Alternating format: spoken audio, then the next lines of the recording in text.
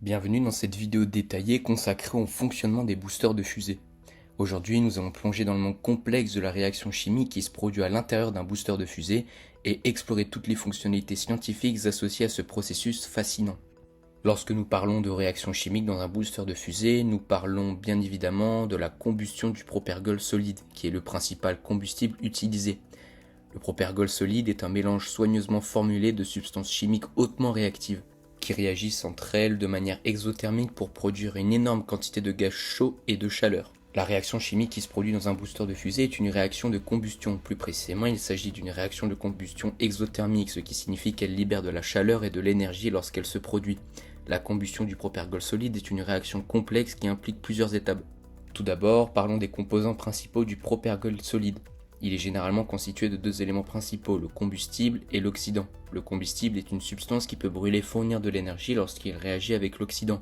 L'oxydant, quant à lui, est une substance qui fournit de l'oxygène pour soutenir la combustion. Il est souvent sous forme de poudre fine, comme le perchlorate d'ammonium, donc la formule NH4ClO4, qui est couramment utilisée dans les boosters de fusée. Lorsque le propergol solide est allumé, la réaction chimique commence. La chaleur générée par l'amorce ou l'inflammateur déclenche la réaction en chaîne de combustion. Cette chaîne de combustion va alors donner lieu à ce phénomène.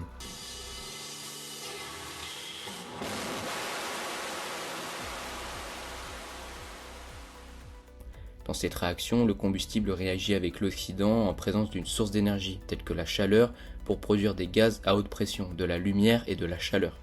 Ces gaz chauds et les produits de décomposition s'échappent par la tuyère à l'arrière du booster, générant une poussée vers l'arrière qui propulse la fusée vers l'avant.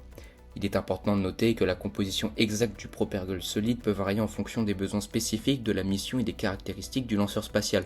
Différentes substances chimiques peuvent être ajoutées pour modifier la vitesse de combustion, la stabilité et d'autres propriétés du propergol solide.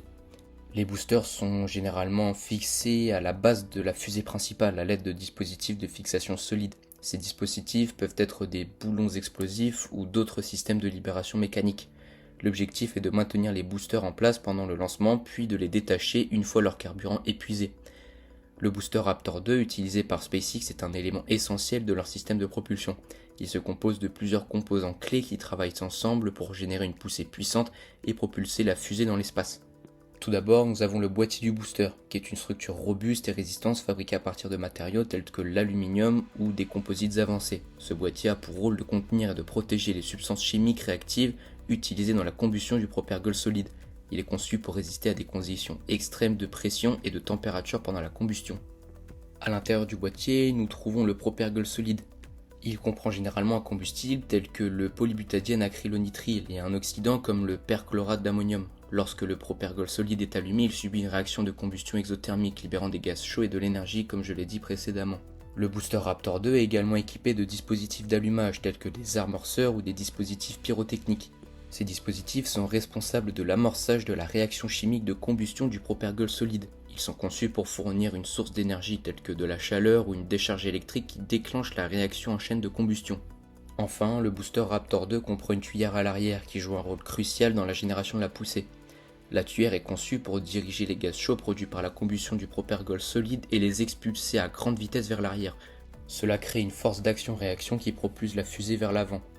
Les boosters de fusée sont essentiels pour propulser les fusées dans l'espace en surmontant la force de la gravité de la Terre. Contrairement à d'autres véhicules tels que les avions de ligne qui utilisent la poussée de l'air pour se déplacer ou les voitures qui utilisent la résistance du sol, les fusées n'ont pas d'environnement extérieur sur lequel s'appuyer pour se propulser. Les fusées doivent alors s'autopropulser en générant une poussée à l'aide de leur propre moteur. Les boosters de fusée, avec leur réaction chimique exothermique, fournissent la poussée nécessaire pour vaincre la gravité et atteindre l'espace. Cette méthode est la plus appropriée pour les fusées car elles peuvent générer une poussée constante et puissante dans le vide spatial. D'autres méthodes de propulsion telles que l'utilisation de moteurs à réaction ou d'hélices nécessitent un milieu environnant comme l'air pour générer de la poussée. Dans l'espace, il n'y a pas d'air, ces méthodes ne sont pas viables pour propulser une fusée. Il convient de souligner qu'à ce jour, la découverte du graviton, une particule hypothétique associée à la gravité dans le cadre de la théorie quantique des champs, n'a pas encore été réalisée. Cependant, si le graviton est découvert et compris, cela pourrait révolutionner l'aérospatiale en ouvrant une autre méthode de propulsion. Actuellement, la propulsion des fusées repose principalement sur les principes de la physique newtonienne et sur la réaction chimique pour générer de la poussée. Mais si le graviton était découvert et maîtrisé, il pourrait offrir une nouvelle approche de propulsion basée sur la manipulation des forces gravitationnelles. En exploitant la gravité d'une manière différente, les futurs systèmes de propulsion pourraient exploiter les forces gravitationnelles pour propulser les véhicules spatiaux. Cela pourrait permettre de réduire considérablement la quantité de carburant nécessaire, d'augmenter l'efficacité et de rendre les voyages spatiaux plus rapides et plus économiques. Cependant, il est important de souligner que la recherche sur le graviton et son potentiel dans l'aérospatial est encore à un stade théorique. Des recherches et des expériences supplémentaires seraient nécessaires pour mieux comprendre cette particule hypothétique et ainsi pour développer les technologies nécessaires pour l'utiliser comme méthode de propulsion. Dans cette vidéo, nous avons exploré le fonctionnement des boosters de fusées, leur composition, leur rôle essentiel dans la propulsion des fusées et les raisons pour lesquelles d'autres méthodes de propulsion ne sont pas adaptées à l'aérospatiale. Nous avons également envisagé la possibilité d'une autre méthode de propulsion basée sur la découverte hypothétique du graviton. Les boosters de fusées continuent de jouer un rôle crucial dans l'exploration spatiale, mais l'avenir pourrait nous réserver des avancées révolutionnaires qui pourraient changer la façon dont nous propulsons nos véhicules dans l'espace.